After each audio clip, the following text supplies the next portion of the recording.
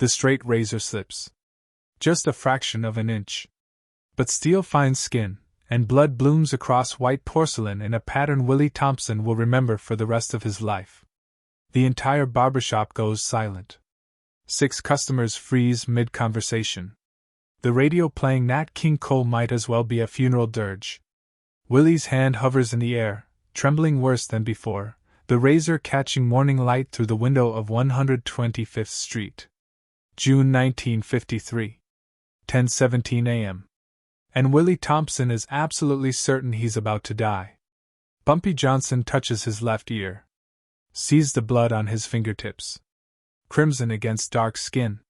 The most powerful man in Harlem has just been cut by a barber with shaking hands, and everyone in Willie's barbershop knows what happens to people who disrespect Bumpy Johnson. They disappear. They end up in the Hudson with concrete shoes. They become cautionary tales whispered in dark corners. Willie drops the razor. It clatters against tile. His mouth opens but no words come out, just a strangled sound like a man drowning on dry land. Bumpy presses a towel to his ear. Doesn't stand. Doesn't raise his voice.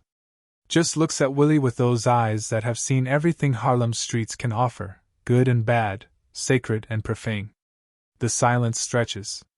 10 seconds. 20. Willie's knees buckle and he grabs the chair to stay upright. His daughter's face flashes through his mind. Maya. 7 years old. Fighting leukemia in a hospital bed 3 miles away. His wife working 2 jobs. The loan sharks who came to their apartment yesterday with baseball bats and promises. $8,000 by Friday or they take everything. Then Bumpy speaks. Bumpy. Willie. Breathe. 2 words.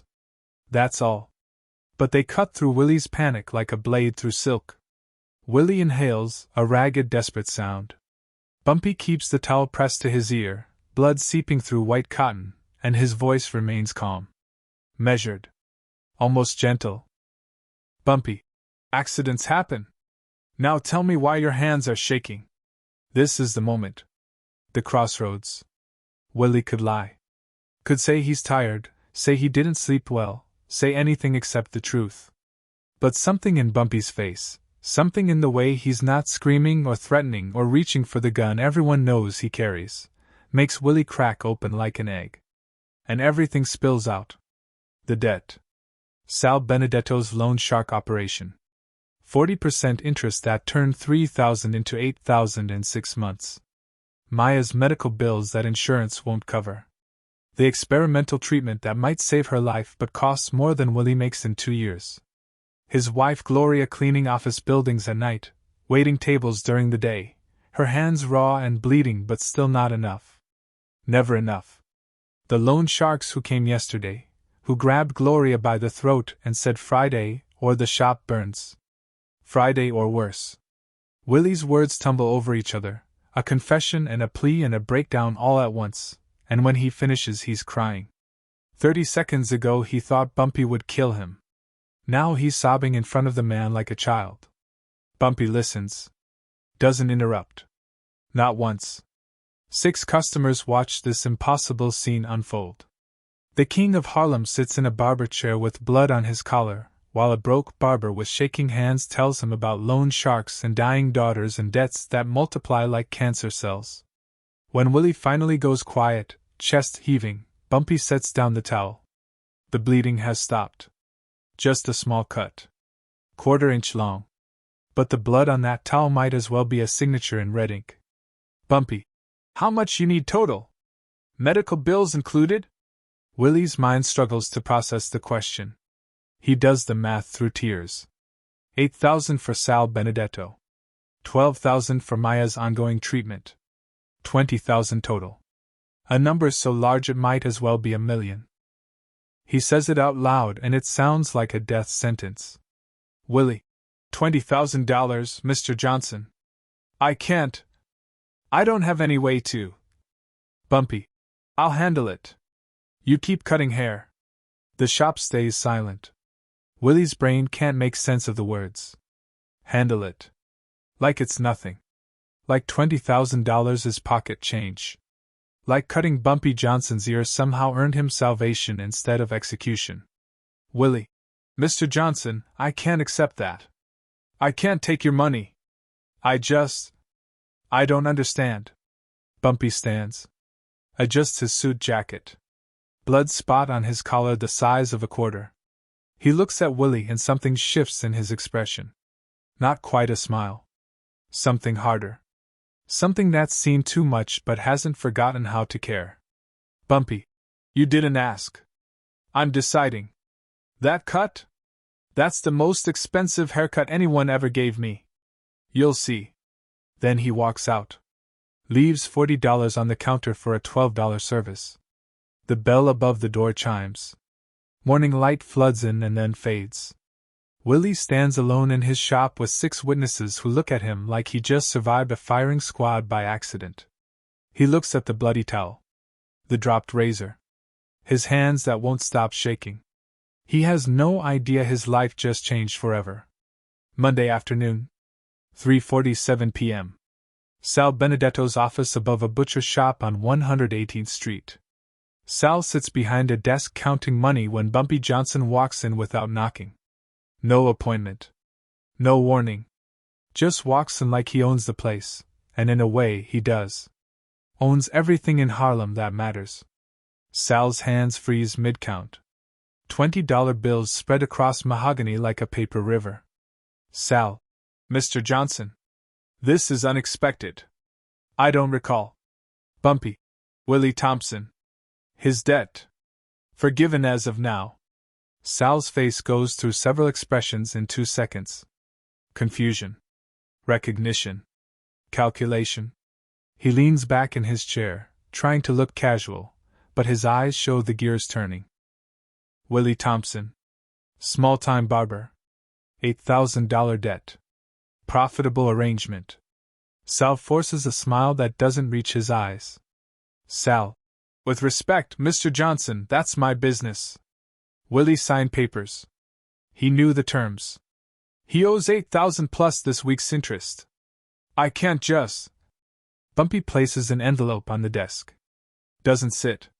Doesn't ask permission. Just stands there in his immaculate suit while Sal's words die in his throat. The envelope is thick. Heavy. Sal looks at it like it might be a snake. Bumpy. Open it. Sal does. Counts. $10,000 in hundreds. Fresh bills. He looks up at Bumpy and understanding dawns slowly, like sunrise through dirty windows. Bumpy. $8,000 for the debt. $2,000 for your trouble. We're done here. Sal should take it. Should count himself lucky. But greed has teeth and sometimes they bite the hand that feeds. He leans forward. Sal. That's generous, Mr. Johnson. Very generous. But Willie's just one account. I've been operating in that territory for 3 years. 6-block radius. Good business. If word gets out I just forgave a debt because someone asked, every debtor will come crying to their friends looking for. Bumpy's voice drops. Not louder. Quieter. Which makes it more terrifying. Bumpy. You're not forgiving anything. I paid. And you're not operating in that 6-block radius anymore. Find new territory. The temperature in the room changes. Sal's smile disappears completely. He stands up, tries to draw himself to full height, but he's still 6 inches shorter than Bumpy, and they both know it. Sal. Mr. Johnson, I respect you. Everyone respects you. But I've got investors. I've got overhead. That territory is mine. I've been working it since. Bumpy. Operated. Past tense. I'm not asking, Sal. Sal opens his mouth. Closes it.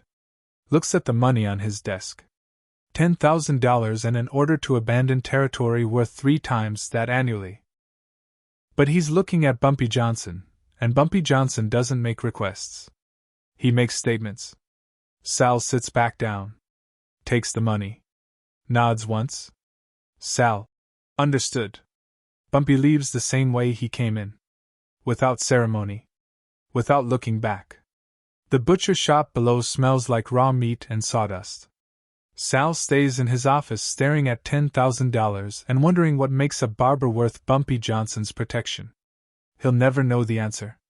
But he'll remember the question every time someone mentions Willie Thompson's name. Tuesday morning, 9:30 a.m. Harlem Hospital. Pediatric Oncology Ward. Bumpy Johnson walks in wearing a suit that costs more than most people make in a month. The nurses recognize him. Everyone in Harlem recognizes him. But he's not here for violence or intimidation. He's here to see the billing department. Room 104. A woman named Martha sits behind a desk drowning in paperwork and bad coffee.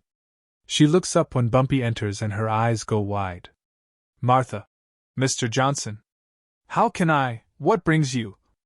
Bumpy. Maya Thompson. 7 years old. Leukemia patient. I need her total outstanding balance and projected treatment costs. Martha's fingers fumble with file folders. She pulls Maya's chart. Reads numbers that make her wince. $12,400 outstanding.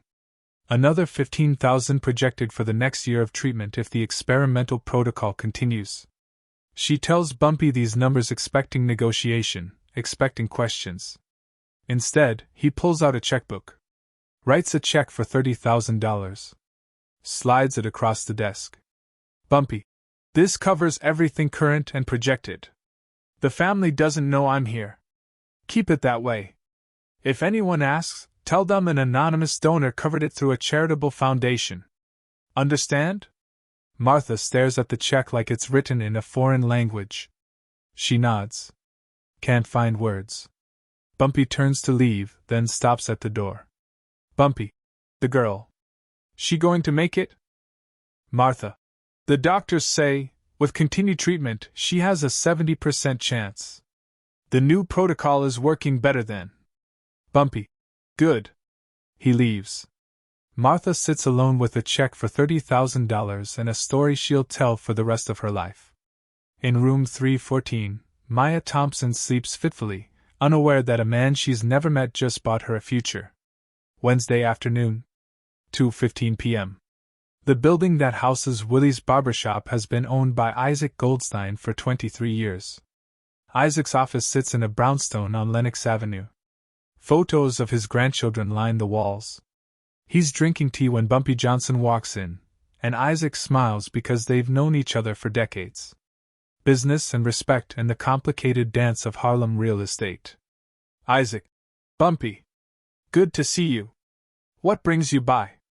Bumpy. That building on 125th. The one with the barbershop on the ground floor. I want to buy it. Isaac sets down his tea. That building is worth $40,000, maybe $50,000. Prime location. Steady rent from Willie and the apartments above. He bought it in 1930 for $8,000 during the Depression. Best investment he ever made. Isaac. That's a good building, Bumpy. Profitable. I'm not really looking to sell. Bumpy. You owe me 3 favors. Remember? 1947. That problem with the permits. 1951. That situation with your son. 1952. That other thing we don't talk about. I'm calling in one favor now. Sell me the building. Isaac closes his eyes. 3 favors. He remembers. 3 times Bumpy Johnson made problems disappear with a phone call or a conversation or something more permanent. 3 debts he knew would come due eventually. He sighs. Isaac. What's your offer? Bumpy. $45,000. 5 above market. Cash. We close by Friday. Isaac does the math in his head. It's fair. More than fair. And it's Bumpy Johnson, which means the negotiation is already over. He nods. Isaac. I'll have my lawyer draw up the papers. But Bumpy, why? What's special about a barber shop? Bumpy doesn't answer directly. Just stands, shakes Isaac's hand, and leaves Isaac wondering what makes Willie Thompson's shop worth burning a favor worth its weight in gold. The papers are signed Thursday at 11 a.m. Title transfers. The building belongs to Bumpy Johnson. All 4 stories. The barbershop. The apartments. Everything. At 3 p.m., a courier delivers a registered letter to Willie's barbershop. Willie's cutting hair when it arrives. He signs for it with scissors still in hand, confused. Nobody sends him registered letters except bill collectors and lawyers. He opens it during a break between customers. Inside, building deed. His name listed as owner. Annual rent, $1, paid to Ellsworth, Bumpy, Johnson. Willie reads it 3 times. Doesn't understand. Can't understand. The building he's rented for 6 years suddenly belongs to him. He looks at the signature at the bottom. Bumpy Johnson's handwriting. Below it, a note in the same hand. Accidents happen. This one worked out. See me tomorrow morning. 9 a.m. My office. Come alone. B. Willie's hands start shaking again. But this time it's not fear. It's something else entirely. Something he can't name. He closes the shop early. Goes home. Shows Gloria the deed. She cries. They hold each other in their tiny kitchen while Maya sleeps in the next room, her breathing steady and strong for the first time in months. Either of them knows about the hospital payment. Either of them knows what's coming next. They only know that somehow, impossibly, cutting Bumpy Johnson's ears saved their lives instead of ending them. Friday morning, 8:55 a.m. Willie Thompson stands outside Bumpy Johnson's office in a building on 138th Street. 3-story brownstone. Ground floor looks like a legitimate imports business. Upper floors are where real business happens. Willie's wearing his best suit. The one he got married in. 7 years old and shiny at the elbows, but clean. Pressed. He knocks at exactly 9 a.m. A voice calls him in. Bumpy sits behind a desk made of dark wood that's probably worth more than everything Willie owns. The office is immaculate. No clutter. Just a phone, some papers, and a photo of a woman Willie assumes is Bumpy's wife. Bumpy gestures to a chair. Willie sits. His knee bounces. Can't help it. Bumpy. Your hands steady today? Willie looks at his hands. They're still. For the first time in 6 months, they're completely still. He nods. Willie. Yes, sir. Mr. Johnson, about the building, I can't accept. Bumpy. Yes, you can. Here's why. Bumpy leans back in his chair. Studies Willie like he's reading a book written in a difficult language. Then he speaks, and every word lands like a hammer on an anvil. Bumpy. That cut made me think. Accidents happen when good men are desperate. When a man who's been cutting hair for 10 years suddenly has shaking hands, it's not because he forgot how to use a razor. It's because the world is crushing him. And I realize something, Willie. I can do 2 things with that information. I can ignore it, let good men get crushed by loan sharks and medical bills and all the weight that comes with trying to survive in Harlem. Or I can eliminate the desperation. Willie opens his mouth. Bumpy raises a hand. Bumpy. I'm not finished. I'm eliminating your desperation. But more than that, I'm giving you an opportunity. I'm buying 4 more barbershop locations. Prime spots. Good foot traffic. You're going to manage all 5. Run them. Hire barbers. Build something. Willie's mind goes blank. Manage 5 barbershops. Him. A man who can barely manage his own bills. Willie.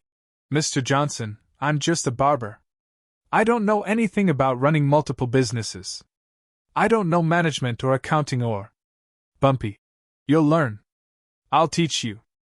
But here's the deal, and listen carefully. Every barber you hire must be someone struggling. Someone who needs a real chance. Ex-cons who paid their debt. Men with families and no options.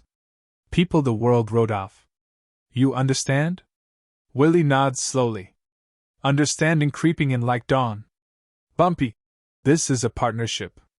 I provide capital and protection. You run operations. 60-40 split. You get 60% for doing the work. Willie's breath catches. 60% of 5 barbershops. The math makes his head spin. But the question burning in his chest finally comes out. Willie, Why? Why me? I cut you. I drew your blood. In front of witnesses. Why am I sitting here instead of floating in the river? Bumpy's expression softens. Just slightly. Just enough to show the man beneath the legend. Bumpy, because you're honest. When I asked why your hands were shaking, you could have lied. Should have lied. Would have been safer. But you told me the truth. You confessed the debt. You showed me your wounds instead of hiding them. Willie, honesty is rarer than diamonds in this business. In this city. In this life. And I need honest men around me. Men who'll tell me the truth even when it's dangerous. You did that. So now you're mine. My partner. My investment. And I protect my investments. Willie's eyes blur with tears. He wipes them quickly, but Bumpy's already seen. Doesn't comment. Just pushes papers across the desk. Partnership agreement. Legal and binding. Willie reads every word. 60-40 split. 5 locations. Management structure. Hiring requirements. Everything Bumpy promised, written in ink and witnessed by a lawyer whose signature sits at the bottom. Willie, when do we start? Bumpy, already started. Papers are being signed this afternoon. You'll have keys by tonight. Tomorrow we visit each location. I'll introduce you to the neighborhood associations. Make sure everyone knows you're under my protection. Monday you start hiring. Questions? Willie has 1,000 questions. But only one matters. Willie, what do I call them? The shops? Bumpy thinks for a moment. Then smiles. It's the first time Willie's seen him smile. It transforms his face. Bumpy. Thompson and Johnson Grooming. Your name first. You earned it. Willie signs the papers. His hand doesn't shake once. They shake hands across the desk, and Willie feels the strength in Bumpy's grip. The certainty. The power. But also something else. Something that feels like respect. By 5 p.m. that Friday, 4 additional locations have been purchased. A shop on Lenox Avenue near 140th. A space on Amsterdam near 145th. A corner spot on St. Nicholas near 150th. A storefront on Frederick Douglass Boulevard near 135th. All acquired through cash purchases, favors called in, and the gravitational pull of Bumpy Johnson's influence. Each location is profitable. Each has existing foot traffic. Each needs work, needs investment, needs vision. But the bones are good. Saturday morning, Willie and Bumpy visit all 5 locations. They walk through each space. Bumpy points out what needs fixing. Plumbing. Lighting. Chairs. Mirrors. Paint. He's already hired contractors. Work starts Monday. Grand opening for all 5 locations in 3 weeks. Willie takes notes in a small notebook Bumpy gave him. Fills 20 pages with details, ideas, questions. At each location, Bumpy introduces Willie to neighborhood people. Shop owners. Street vendors. Numbers runners. Men in expensive suits with hard eyes. Everyone gets the same message. Bumpy. This is Willie Thompson. He's my partner. These shops are under my protection. Spread the word. And the word spreads like fire in dry grass. By Sunday, everyone in Harlem knows about Thompson and Johnson Grooming. Knows Willie Thompson is untouchable now. Knows the shops are neutral ground, safe territory, places where even rival gang members can get a haircut without fear. It's the kind of protection that money can't buy. The kind that comes from Bumpy Johnson's reputation and the fear and respect that name carries. Monday morning, 7 a.m. Willie arrives at the original shop on 125th. Bumpy's already there, sitting in the same chair where the cut happened. 4 days ago. Feels like 4 years. On the counter sits a stack of applications. Men looking for work.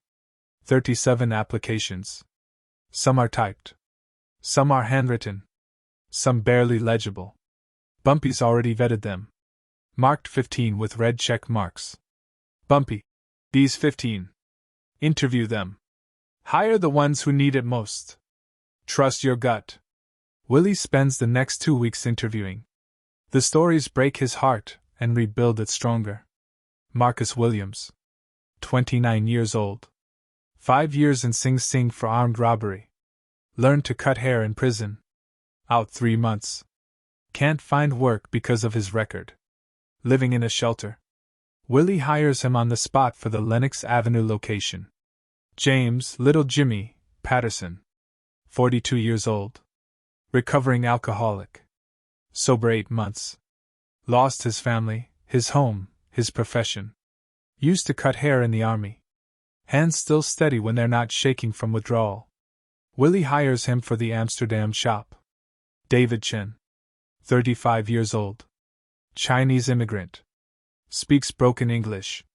Trained in Hong Kong. Came to New York for opportunity. Found only dishwashing jobs and discrimination. Willie hires him for the St. Nicholas location. Robert Bobby Green, 23 years old.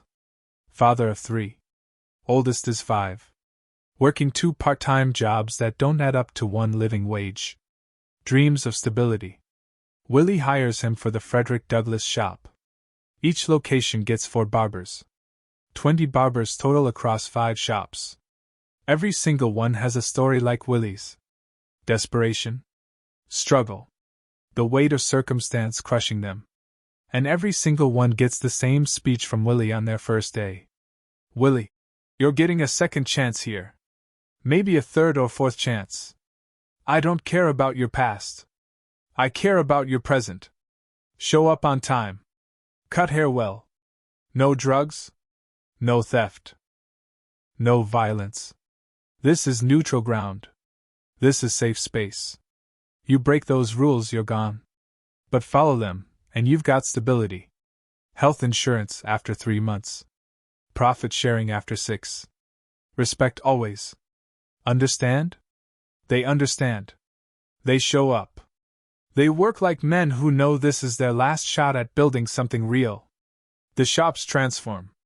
Fresh paint. New equipment. Leather chairs that don't leak stuffing. Mirrors that don't have cracks. Radio playing music that makes people smile. And Willie's there every day, moving between locations, checking quality, training new barbers, solving problems. He finds he's good at this. Better than good. The management skills he thought he didn't have were there all along, buried under fear and debt. Now they emerge like flowers through concrete. 3 weeks after the partnership began, Thompson & Johnson Grooming has grand opening day. All 5 locations. Bumpy shows up at each one. Shakes hands. Gets a free haircut at the 125th Street shop. Willie cuts his hair personally. Same chair. Same position. But Willie's hands are steady as stone. When he finishes, Bumpy inspects the cut in the mirror. Perfect.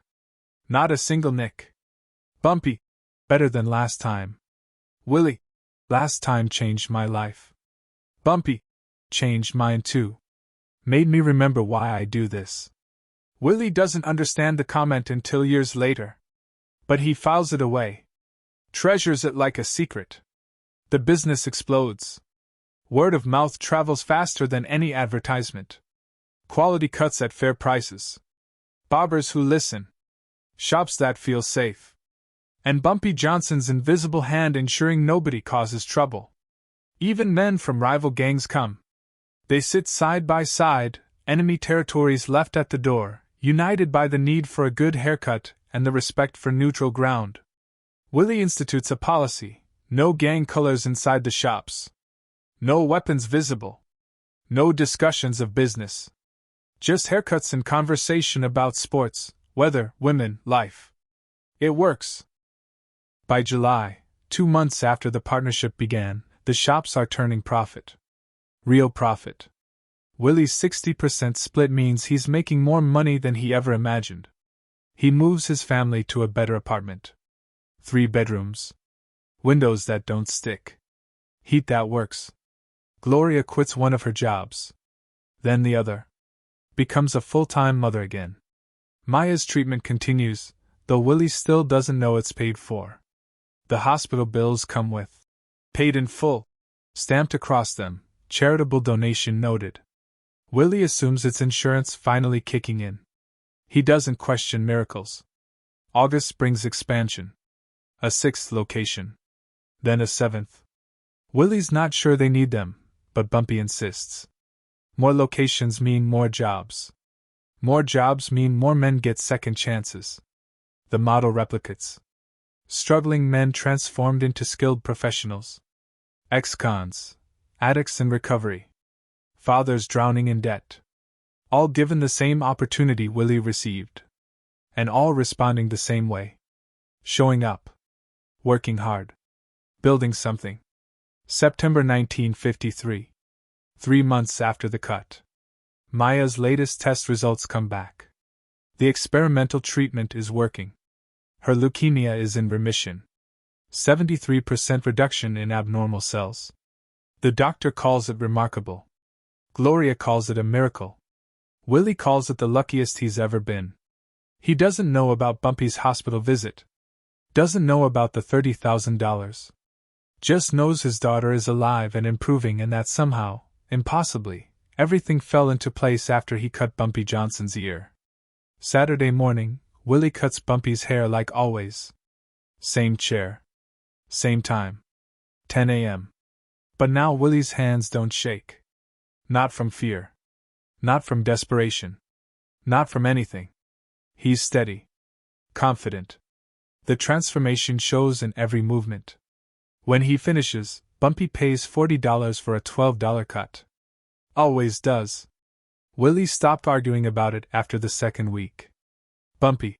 How's Maya? Willie. Remission. Doctor says she's doing great. Bumpy. Good. And the Lenox location? Marcus settling in okay? Willie. Marcus is my best barber. Customers request him specifically. He's thinking about taking night classes. Accounting. Bumpy. Help him with the tuition. Willie. Already planned on it. Bumpy smiles. That rare smile that transforms his face. He stands, adjusts his collar, and looks at Willie in the mirror. Bumpy. You know what you've built here? Willie. We built it. You and me. Bumpy. No. You built it. I just gave you the tools and got out of your way. That's what real investment looks like, Willie. Not control. Opportunity. October brings the 8th location. November the 9th. December the 10th. By the end of 1953, Thompson & Johnson Grooming employs 52 people across 10 locations. Every single employee is someone who needed a chance. Ex-cons, addicts. Men with records. Men with debts. Men with nothing but skills and desperation. Willie knows all their names. Knows their children's names. Knows their stories. Visits each location weekly. Maintains quality. Maintains culture. Maintains the vision Bumpy laid out that Friday morning in his office. No drugs. No theft. Show up on time. Cut hair well. Give second chances. Build something. The model works because Willie makes it work. He's found his calling. Not just cutting hair. Building men. Restoring dignity. Creating stability where chaos existed. And the money follows.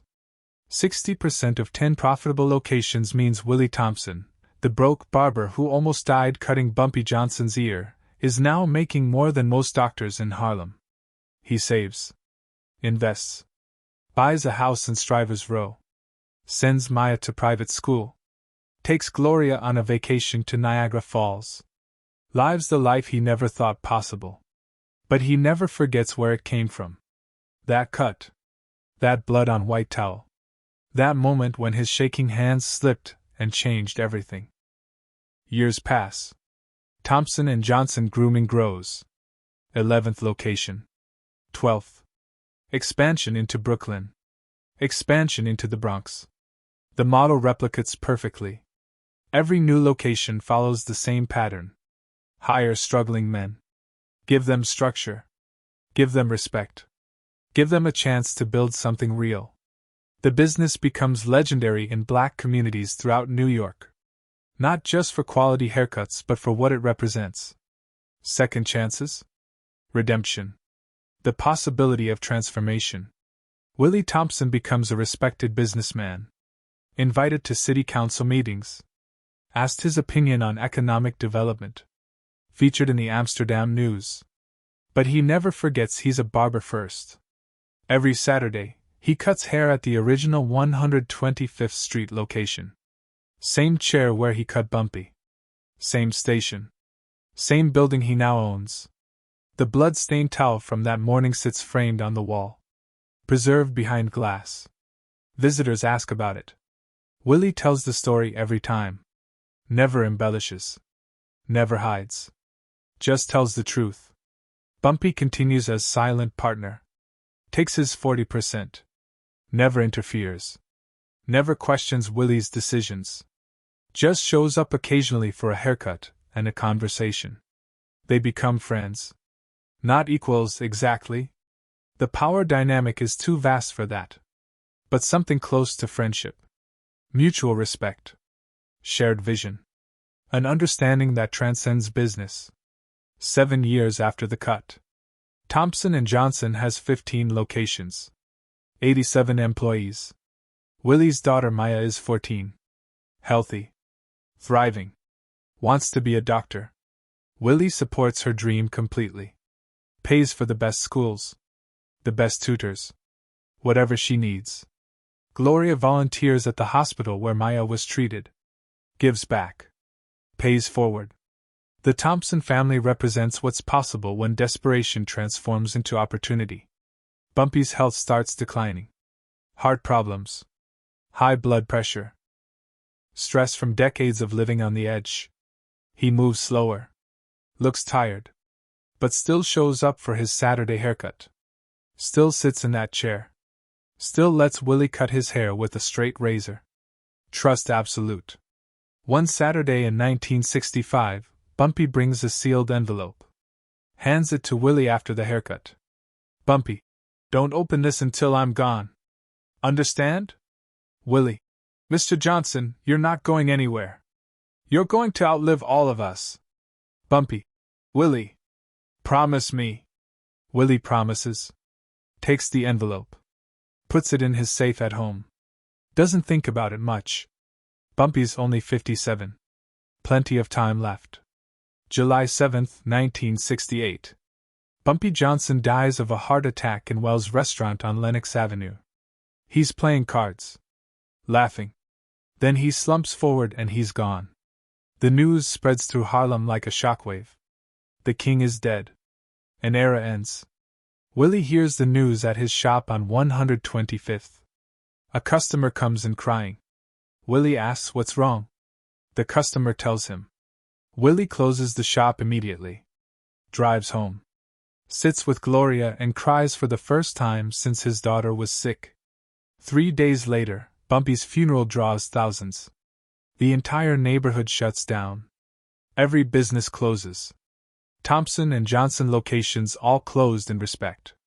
Willie attends in his best suit.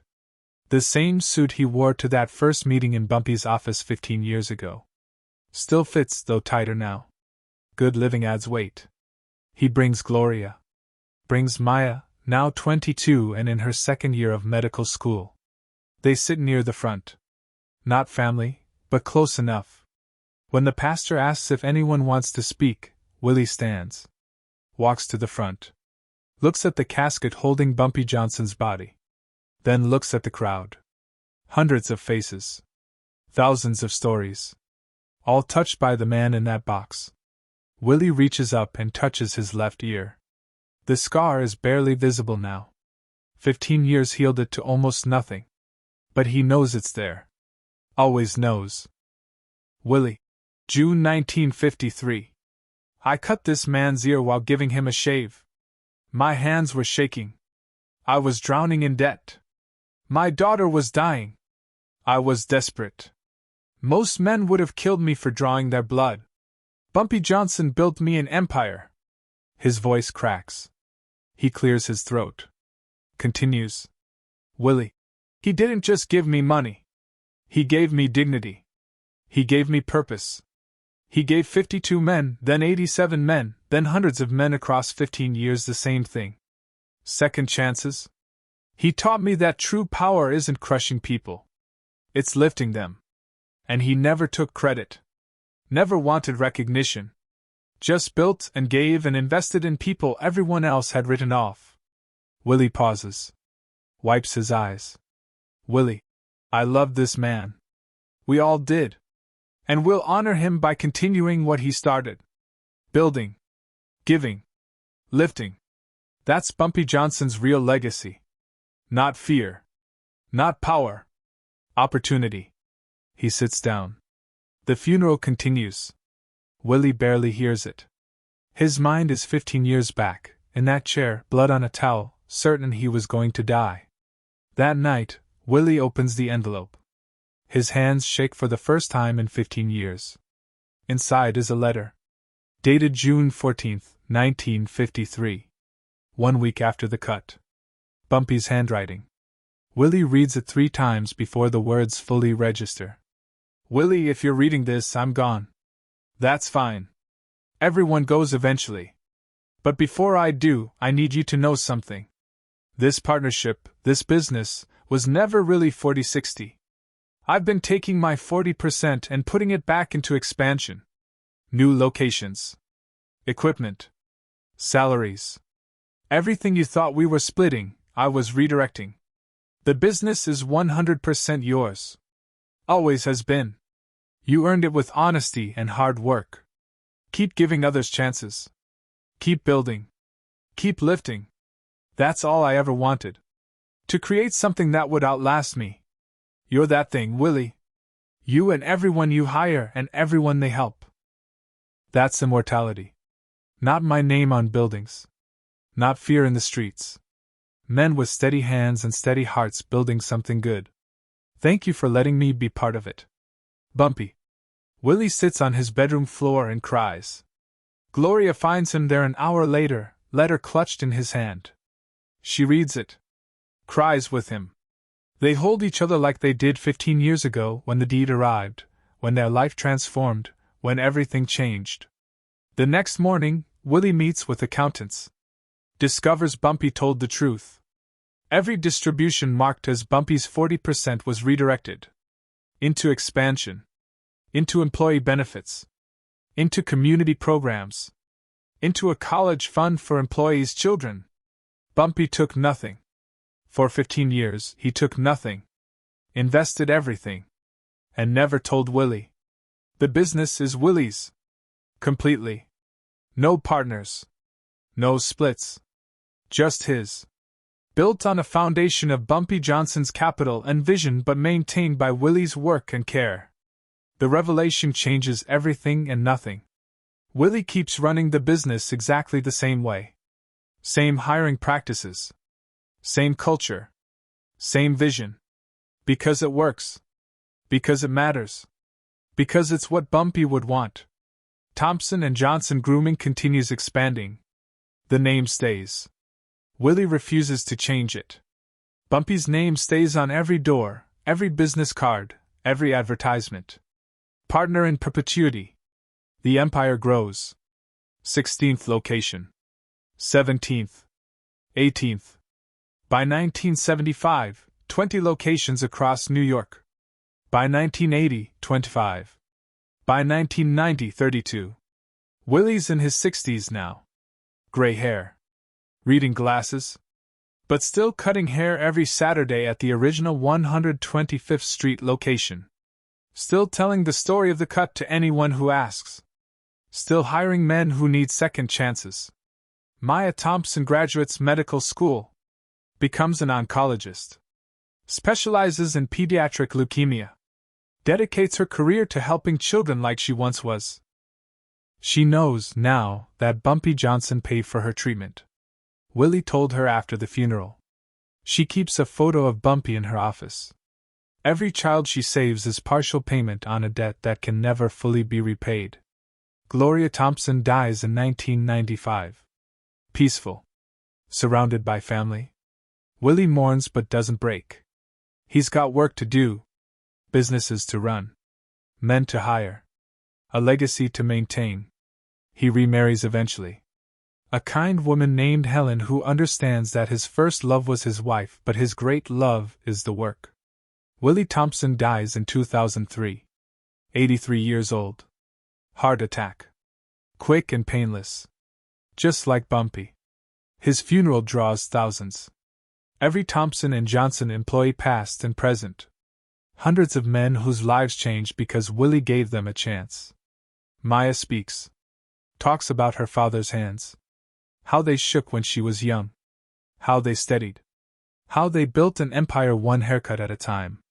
Before he died, Willie left instructions. The business goes to his daughter with clear guidelines. Keep the name. Keep the mission. Keep hiring people who need chances. Maya honors his wishes. Takes over management. Hires professional operators but maintains oversight. The culture continues. The vision persists. Thompson and Johnson Grooming has 38 locations. 2020, 42 locations. 2026, 48 locations across New York and New Jersey. Willie's grandson runs it now. 29 years old. MBA from Columbia. But started by sweeping floors at the 125th Street shop. Learned from the ground up. Understands the mission isn't just profit. It's transformation. The original barber shop on 125th Street still operates. Same building Willie once rented for $400 monthly. Same building Bumpy Johnson bought and gave him. Now worth $3 million. But it will never be sold. Preserved as museum and operating business combined.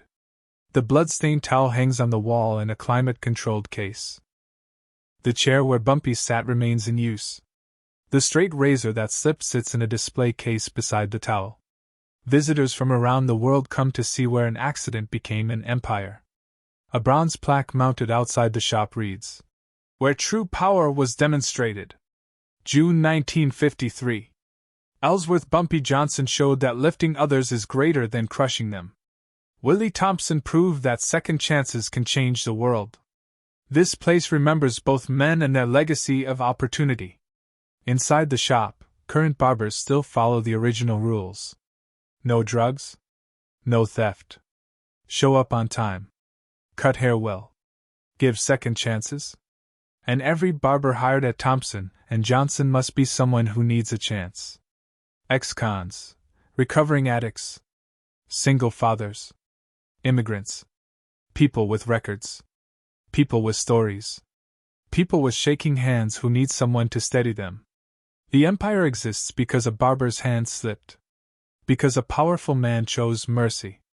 Because opportunity multiplied. Because second chances create third chances, create fourth chances, create generations of transformation. 48 locations. 637 employees. Millions of haircuts. Thousands of lives changed. All because Willie Thompson cut Bumpy Johnson's ear and Bumpy Johnson saw potential instead of disrespect. The lesson sits there, simple and profound. True power isn't domination. It's elevation. It's seeing someone at their lowest and deciding to lift instead of crush. It's understanding that desperate hands shake and steady hands build. It's recognizing that investment in people pays dividends that money alone can never calculate.